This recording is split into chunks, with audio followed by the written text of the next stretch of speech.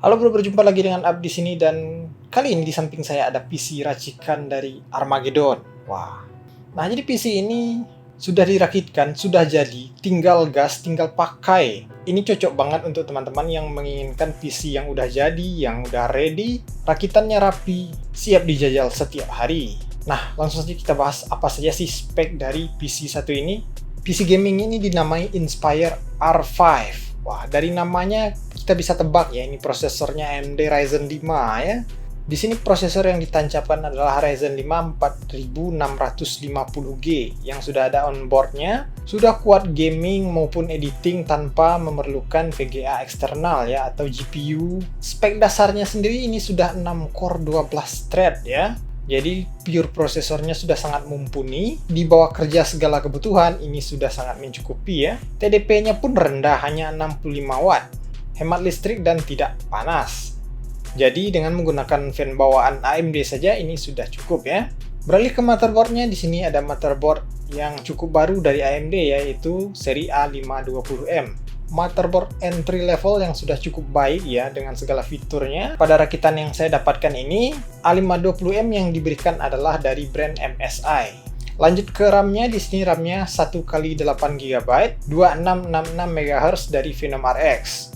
Chipnya SK Hynix. 8GB DDR4 di frekuensi 2666 MHz sudah sangat cukup untuk mendongkrak performa dari Ryzen 5 4650G ini. Lanjut ke storage-nya. Ada SSD SATA 128GB. Di sini yang ditanamkan adalah dari Silicon Power. Masih menggunakan SSD SATA ya. Mungkin tujuannya di sini adalah untuk menekan budget agar PC yang ganteng ini harganya tetap merakyat begitu. Dengan SSD SATA maupun M2 SATA itu boot atau kecepatan loading dari PC ini juga sudah sangat bagus ya. Kemudian ke power supply, di sini ada Armageddon 300FX pure 300 watt ya. Power supply yang sudah cukup lengkap, kabel-kabelnya sudah dibekali 6+2 pin untuk PCIe atau VGA ya. Kemudian untuk CPU-nya itu sudah 8 pin atau 4+4 pin.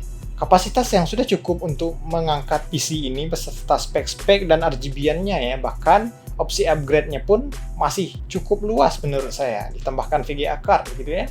Kemudian ke casing ya, wah ini casingnya unik banget ya. Lihatlah, ini kayak casing dari planet lain begitu ya. Untuk Inspire R5 ini ada dua opsi casing ya, bukan, maksudnya dua opsi warna ya. Untuk Tron Holo 3 ini ada yang versi white, ada yang versi black. Jika teman-teman mengorder PC ini, tuliskan saja mau casingnya warna apa. Tron Holo 3 ini casing yang cukup luas sebenarnya, walaupun ukurannya MATX mungil seperti ini. Kedepannya masih cukup lebar. Kemudian daya tampung fan-nya itu ada 8 ya. Di atas power supply juga bisa dipasang 2 buah fan. Lalu di atasnya juga tersedia space yang cukup lebar untuk memasang AIO water cooling. Ditambahkan Armageddon Arctic Freeze Pro. Wah, ini makin keren ya. Ngomong-ngomong soal fan sendiri, ini sudah dimasukkan atau sudah include 6 buah fan RGB yaitu Armageddon Chroma Core. Terakhir di sini juga diberikan bonus LED strip ya atau RGB strip. Polanya itu bisa diatur dengan menekan tombol yang berada di pangkal RGB-nya. Sekarang bagaimana performa dari PC gaming yang unik ini? Nah, sebelumnya ini VRAM atau memori dari onboard VGA-nya sudah saya atur manual ke 2GB ya di pengaturan UMA frame buffer pada menu BIOS. Jadi, RAM sekarang tersisa 6GB dan 2GB didedikasikan untuk onboard VGA-nya. Sekarang mari kita lihat kekuatan dari prosesor pure-nya. Skor Cinebench R15-nya adalah 1458. Ini mirip-mirip dengan skor dari Ryzen 5 4500 yang saya pakai di belakang ya. Kekuatan onboard VGA-nya sendiri itu saya tes menggunakan Unigine Heaven ya. Skornya 1312 di rata-rata 52 fps. Skor yang ternyata lebih tinggi ya dari VGA-VGA yang katakanlah cukup kentang begitu ya, misal R7240, GT740. Ini onboardnya cukup kuat ya. Kita buktikan di game GTA 5 settingan rata kiri ya di 720p didapatkan 50 fps-an lancar jaya tanpa kendala. Oh, ini cukup nyaman sih bermain GTA 5.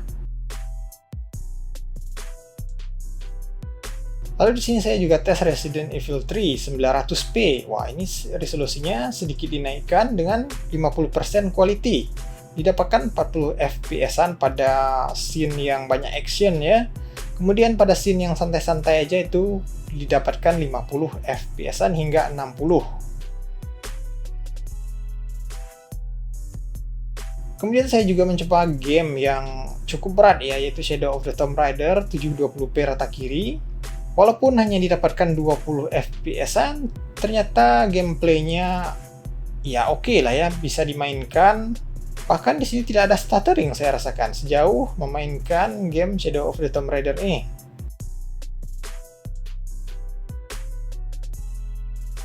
Kemudian ke rekap suhu ya, suhu minimal di 31,9, rata-rata atau idealnya di 37 derajat Celcius ya, dan maksimal setelah beberapa rangkaian pengujian tadi di 75,6 derajat Celcius. Suhu ruangan di sini kurang lebih 26 derajat. Suhu yang rendah tentu saja dayanya juga rendah ya. Full load saat bermain game yang berat-berat tadi, daya yang disedot hanya ada 80 watt pas. Kemudian rakit PC gaming tentu saja memikirkan bagaimana upgrade ke depannya ya. Ya, untuk A520M itu tentu saja bisa di-upgrade sampai Ryzen 5000 series ya. Ryzen 7 5700, Ryzen 5 5600X, tancap saja ya. Kemudian untuk RAM bisa ditambah 8GB lagi menjadi 16GB. Soal VGA 300 watt pure itu menggunakan VGA mid-end macam GTX 1650, 1050 Ti, 1650 Super itu masih bisa diangkat oleh Armageddon 300 FX dengan 8 pin power PCIe ini atau 8 pin VGA ya.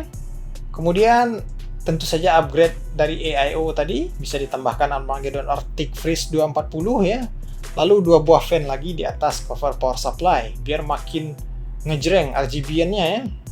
Nah, jika teman-teman membeli produk ini bukan hanya PC ini saja yang didapatkan, tetapi bundling dengan beberapa item ya. Yang pertama ada headset Armageddon Atom 7. Ini dia, ini headsetnya sudah saya pakai di belakang ya untuk buat konten gaming. Ini audionya bagus sekali, sudah 2.1 ya dibilang di sini. Jack-nya itu terpisah antara mic dan audio ya.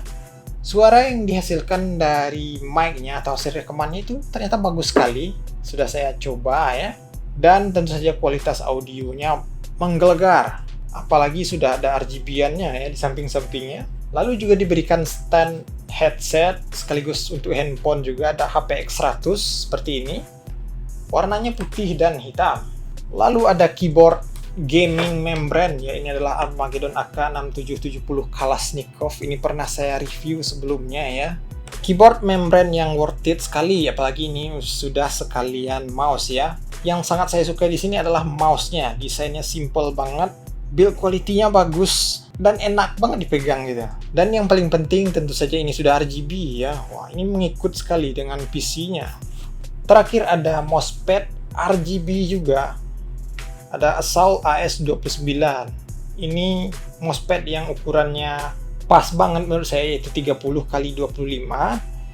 Di tepiannya ada RGB yang bisa diatur dengan menggunakan tombol. Oke, jadi itulah dia Inspire R5 dari Armageddon. PC gaming ready, siap pakai, yang recommended, nggak pakai ribet, full garansi ya, semua partnya di cover garansi, tinggal digas saja untuk segala kebutuhan teman-teman semua. Posisi saat ini harganya adalah 5.600.000 ya untuk PC gaming ini dan semua peripheral tadi. Cocok banget buat teman-teman yang nggak mau ribet dan perlu PC gaming berserta peripheral berkualitas, tinggal pakai ya.